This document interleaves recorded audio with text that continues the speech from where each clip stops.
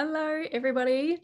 I have a couple of things to share or celebrate with you before I get into today's topic, which is about dreams, nightmares, and night terrors. And I'll be sharing my perspective.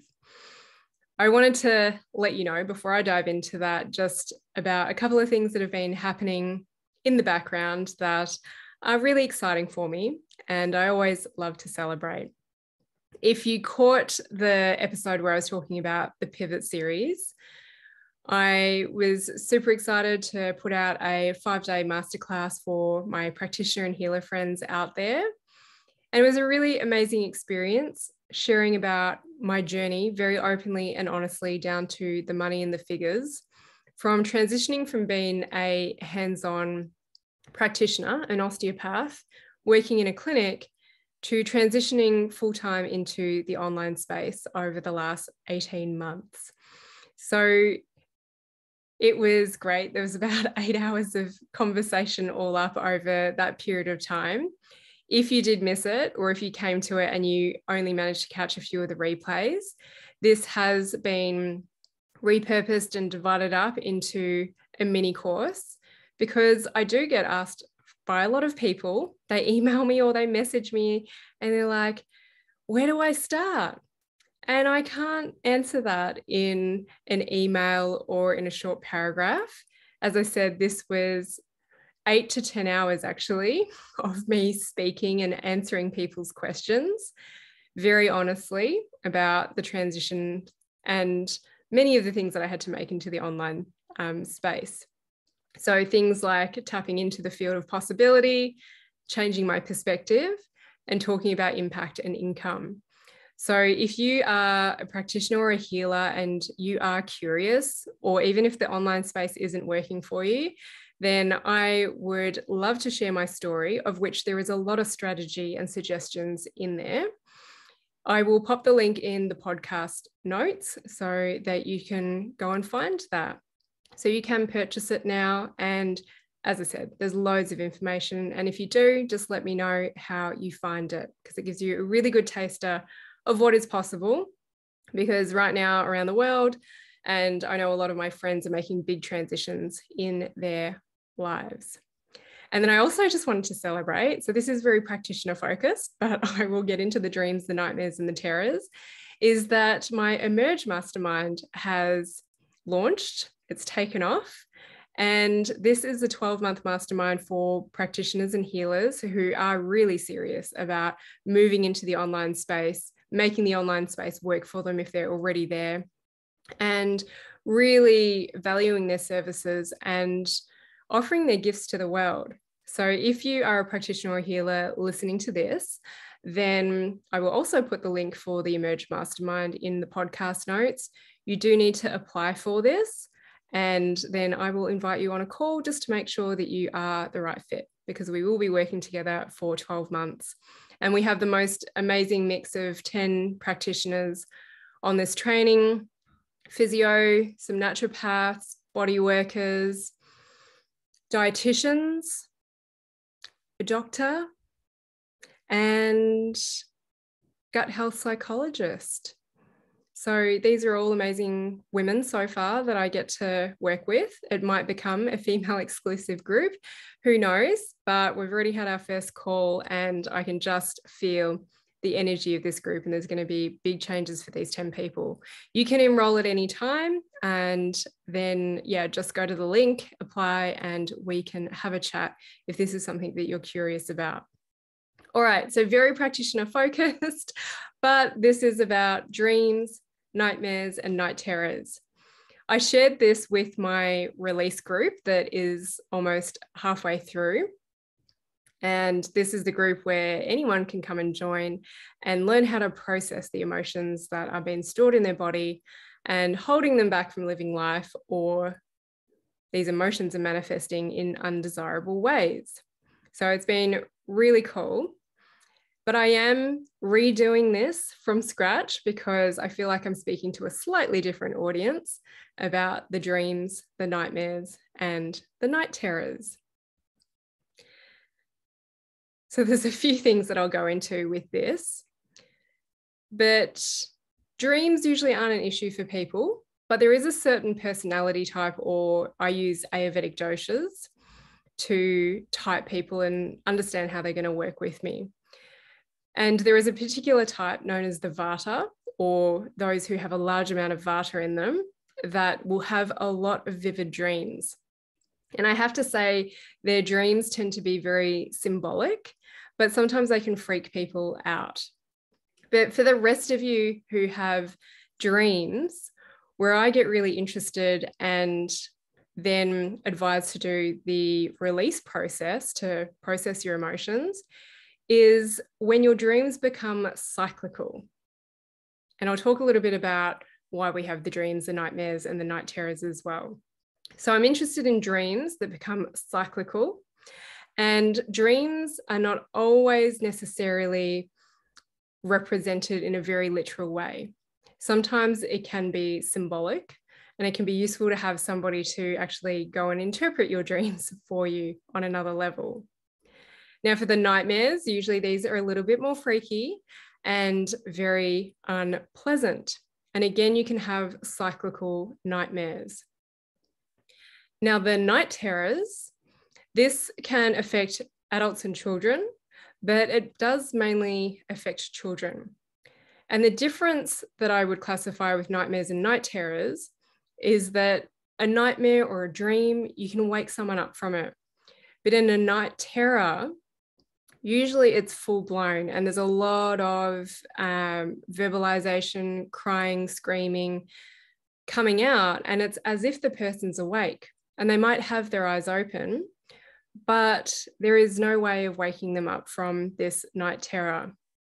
And it's important for someone who lives with a kid or your partner or another adult in their house who has night terrors that you also empty out your own emotional cup, because it can feel pretty full on and you can feel quite helpless when you can't wake that person up. And usually one of my suggestions is that you just sit there with them and you just hold the space for them throughout the night terror, which is a little bit, they're not the same, but it's like holding space for a kid having a tantrum rather than trying to fix it or put a lid on it or anything like that. So the thing that really vivid and cyclical dreams, nightmares and night terrors have in common is that they often happen, or they will happen, when you're asleep. So this is where I talk a lot about feminine and masculine energy. The daytime, when we're awake, we're doing our work and we're getting busy, is masculine energy. It's light, the sun is shining, we're using our brains, maybe we're being physical. So it's a very active period of time of the day. And there are all sorts of polarities in life and in nature and in the universe. And the polarity of daytime, or masculine energy in this case, would be nighttime, or feminine energy. Feminine energy is when we drop more into being passive, the rest and digest phase. It's when we're sleeping and everything's recuperating. Now, some of you will not sleep very well. So there's this imbalance of being very masculine, doing, active during the day, and there isn't enough recovery to compensate for that. So what must go up must come down as well. And I often talk about this with the emotional spectrum, is that anxiety, depression aren't bad, but it's not amazing to sit in anxiety all the time or depression all the time. You can go into peaks of anxiety and you can come back down, and you can go down into depression and then come back up. And this in part is emotional regulation. So just like masculine energy daytime, we also need a little bit of the nighttime. And this is the rest, recuperation, and the feminine phase. So if you've got this imbalance going on and you don't get enough of the feminine space, the rest, the digest, the recuperation, this is when the body's tolerance levels will often go down to a number of things. Tolerance levels go down emotionally, tolerance levels go down physically, and our tolerance to external pathogens or our immune system, its tolerance goes down as well. So nighttime, rest, feminine energy in this specific example is really good to help your body repair. So I often say that when we are resting and we're sleeping, our body is dealing with all the knocks and bumps that we have that we don't even realize. It is maybe during the day, we've done some training, we've gone to the gym, or we've just been very physically active. The body might be a little bit inflamed, but at nighttime, it deals with and it processes the inflammation. During the day, we get exposed to lots of people, pathogens, viruses, bacteria, and we have an immune system, which means that we don't always have to get everything that we're exposed to. So at nighttime, our immune system is really active and it is fighting these external pathogens that we come and cross paths with. And that's often why when we feel like, oh gosh, I'm getting sick, we feel tired. So many people ignore that. But if you can sleep, often your immune system can fight it.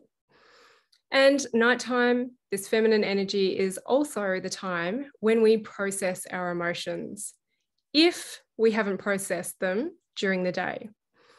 So a big part of my work is teaching people how to process emotions from many events, life experiences, and traumas that they've had over often many decades, to process the emotions that haven't been expressed before, and to then improve their emotional metabolism so that they learn to process very quickly, if not in the moment, as soon as it's happened, very soon after, not decades later. Because when it all gets stored, this is when it manifests in its undesirable ways.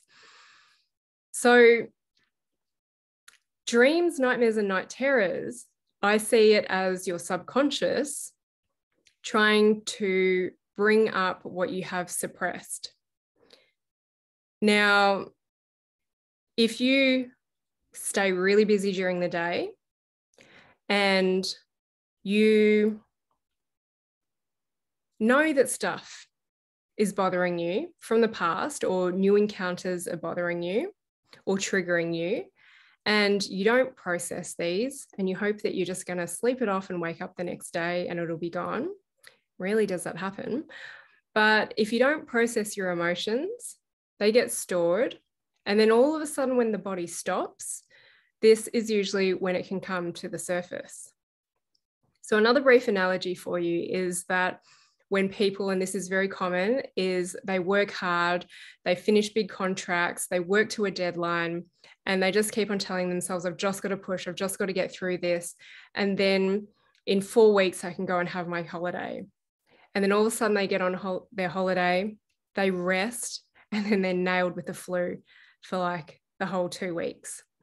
And that's because it's like going to sleep and all of a sudden the body's like, woohoo, everything that you suppressed and ignored during the day, all that 4 weeks of work, now I'm safe.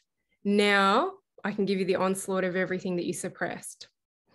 So if you're really busy during the day and you're not addressing things, you're distracting yourself, you're, going to the gym and you're like pumping it out, or you're going for a run, like exercise is good, but you've always got to look at the reason you're doing it. Are you doing it because you're avoiding the emotions? Because if you can sit with them, it's really beneficial. So you have all this stuff happen during the day and stuff built up from the past, and then all of a sudden you go to sleep and the body plays up on you. And it can be that you get these cyclical dreams. And sometimes they are literal, but sometimes they are very symbolic dreams that have another meaning, and it's a way of your body, your subconscious, trying to communicate with you. Same with the nightmares that don't necessarily have to be cyclical, but often there is a bit of a theme around it. And the night terrors too. So what are you not processing during the day? And therefore, why is it that it's only when your body stops that this comes up? And that is one of the reasons why people will often keep themselves really busy during the day and distracted, because it's uncomfortable to sit with the emotions that happen when they are still, when they stop, when they rest, or when they are sitting in the gap in between. So many people find it so uncomfortable just to stop and rest. And often it is because a lot of the emotions that have been suppressed over the years finally come to the surface. And you can be very good at pushing this away for decades. And everyone's got their different tolerance levels as to how long they can push something away for. Another example is that people often get asthma attacks when their head hits the pillow, or they can get panic attacks. And often these are a manifestation of emotionally stressful states that have been suppressed. It's not the fact that sleep is bad. We know that sleep isn't bad for us. It's actually really good for us. But it's as soon as they stop, everything comes to the surface. So sitting in the gap, resting, stopping, this is all feminine energy. And that's why we need the balance, so that we can go and we can push, but then we also compensate with an equal, if not more, amount of rest. And I love pulling on different stories, and this came up in Release today, is what if I'm working full-on shifts, many like 12-hour days over a 4-week period? What do I do? And whenever someone is going through a really stressful period or a very busy period where they've got to work to a deadline, I say that your self-care has got to go up. Your self-care is more that yin, that feminine space that allows you to process the really busy, full-on workload that you have. So life constantly needs to adjust according to what is going on. When you have emotions or grief or different events that come into your life, it's about being adaptable and flexible. So back to the dreams, the nightmares, and the night terrors. Dreams, if they're cyclical, nightmares and night terrors, is that this really comes back to processing your emotions. And this doesn't mean emotions that are linked to the symbolism or the story or the literal meaning of the dream, the nightmare, or the night terror. It's just about emptying your cup out and learning how to process your emotions. So I know I often talk about this and I don't go into much detail about processing emotions because I normally teach this. I will pop a link in the podcast notes leading you to a broken down masterclass that gives you a very simple form, but still very powerful form of being able to release your emotions. And then, of course, there are many variations of this that I actually go through in the live release course. But it is enough for you to get a bit of a taster as to how to start processing your emotions, particularly when you get irritable with people in your life, or there are past situations with people that trigger you. So when people come to me with this kind of issue, then I will say, look, let's just start emptying your cup out and processing your emotions. And they will find that they start to get the deeper, more restful sleep. Because when we're dreaming, and definitely when we have the nightmares and night terrors, we're not getting that deep, restful sleep that helps us feel rejuvenated and revived for the next day. So it is about emptying the cup out, processing emotions. And then what happens is that maybe the episodes of these dreams, nightmares, and night terrors become fewer and further in between, or they become less intense. And I've just seen it work over and over again. I don't think it's necessarily about going to a sleep clinic or taking different pills, because the body is trying to process experiences it's had and emotions. And the only time it can do it for some people is when they're resting, when they're in their feminine space, and when they have stopped. So if this is you, just consider what has happened in your history. Are you ignoring it? Or maybe you're not ignoring it, you just don't know what to do about it or who to go to see. And is there some emotional processing you could do to improve this metabolism and start to empty your cup out? There are some people who, when they start releasing, their dreams actually become more vivid. And this is a whole other topic, but there is a particular, I use Ayurvedic doshas, but there is a particular dosha, if you're very predominant in it, you will naturally be a very vivid dreamer. but sometimes people get a little bit scared about how vivid and symbolic their dreams are. And yeah, it's normal for the dreams to ramp up for some people when they start to do this deeper work, not necessarily just the emotional processing that I talk about, but any sort of therapy that you do, is that your nervous system can go a little bit haywire. And it is completely normal, but that's why it's important to work with someone who can guide you, help you understand what's going on in your body, and help you feel safe. Now, before I wrap this up, I also wanted to add one interesting thing about magnesium and the supplement that a lot of people use to help them get a restful night's sleep, because it is relevant for especially dreams, vivid dreams, and nightmares. So I do love magnesium, and you'll hear it touted everywhere because it's involved in 300 biochemical reactions in the body, and it's great for the nervous system and your bones, and it can help you get a peaceful night's sleep, which is very true. And I love it, and I will often take it. My husband takes it, and he notices when our daughter was waking us up a lot in the middle of the night, he would actually find it easier to fall back asleep. But there are many different forms of magnesium available on the market, either via your practitioner or over the counter. And one of the cheap forms, which I think is great if it works for you, and it is the one that I use, is magnesium citrate. I love magnesium citrate. It is a lot more economical and affordable for a lot of people. However, it is the one that people can have side effects to. So if magnesium citrate works for you and you don't get any of the reactions that I'm going to talk about, then keep taking it. And just note that if the magnesium you're taking is magnesium citrate, maybe this is going to create awareness around why you're reacting this way. There are other forms that usually you can take which won't trigger your body off into these reactions. So the main reaction is loose stools or diarrhea. And that's because it absorbs water into the gut. So if you get loose stools or diarrhea and you've just started taking magnesium citrate, then it's probably not appropriate for you. And sometimes it can be really uncomfortable. The other little adverse reaction or side effect people can have, and why it relates to this podcast, is that they can get extremely vivid dreams or they can get nightmares. So if this is a new thing for you and you're freaking out and you're like, why the hell am I dreaming this stuff? And why am I having nightmares?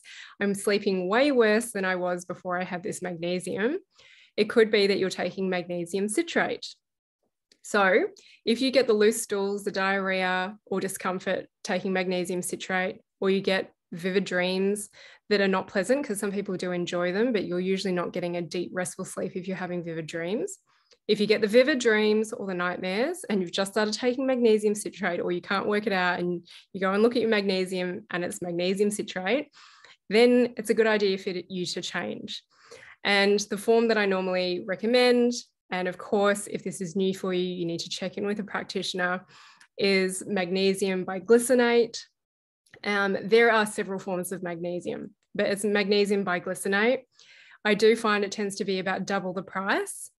You can get these over the counter in most places. Otherwise, it would be available via a practitioner, like some osteos or chiros have supplements, but a lot of naturopaths and herbalists you will find will stock this, or a pharmacy can order it in for you. So if this is new for you and you've started taking magnesium, then I hope I've created some awareness as to why you might be having some reactions. If you can tolerate magnesium citrate, keep taking it. It's the form that I take. If you are reacting, then change to a magnesium biglycinate, or talk to your practitioner about this, because it is really nice for the nervous system and it can help reduce very, very, very mild anxiety. And it can help you just drop into that deep restful state, that feminine space that is required so that your body can process everything that it encounters throughout the day. So thank you for listening. I am always open to suggestions of anything else that you would like to hear about. Otherwise, I just move week to week with whatever comes up and what I feel to share with you. earlier on, I shared the celebrations around the practitioner stuff that I've put out there. So I will put the links for the Pivot series, A World of Possibility, into the notes, and you can go ahead and purchase that if you're a practitioner or a healer that is curious about the online space. I share my journey completely transparently down to the income and some of the big shifts that I've made transitioning full-time into the online space from being a practitioner. And then the very cool Emerge Mastermind that's kind of just been happening in the background. We have started, if you are a practitioner or a healer who really is serious and wants support moving into the online space or making the online space work better for you if it's not already, then you can click on the application link and have a look at the website to see if it's your thing. The way I teach business is with intuitive strategy, emotions, and a whole heap of energetics. So you can be a conventional practitioner, alternative practitioner, but I definitely want your mind to be open to help you live and work the life that you desire. And then lastly, in relation to what I shared about dreams, nightmares, and vivid dreams, nightmares, and night terrors, is that if you've got this going on and magnesium's not the issue for you, then it could be that your emotional cup is too full and you want to process your emotions. We are already halfway through the release course, which I run live and offer support on an individual basis to anyone who asks for it. So the next one is proposed for August. But if you can't wait, then there is a little masterclass available that teaches you the very simple version, which is, it's simple and it's not simple. As in, like, it is the version that I teach in the Release live course, but it's just that there are many variations to it. But it is definitely enough to get on with. And I've had great feedback from people who have gone on to do this masterclass. It gives you a good understanding of why we store emotions, how we store them, all the fascinating ways they release, and how to actually do the process, which is a verbal dialogue process. And there are prompts. You can grab a notebook and take some notes, but it's pretty clear. So I will put the link for the Release Masterclass into the notes for you, and you can go ahead and grab that, start processing. And I look forward to sharing with you more on the podcast in the future. Bye.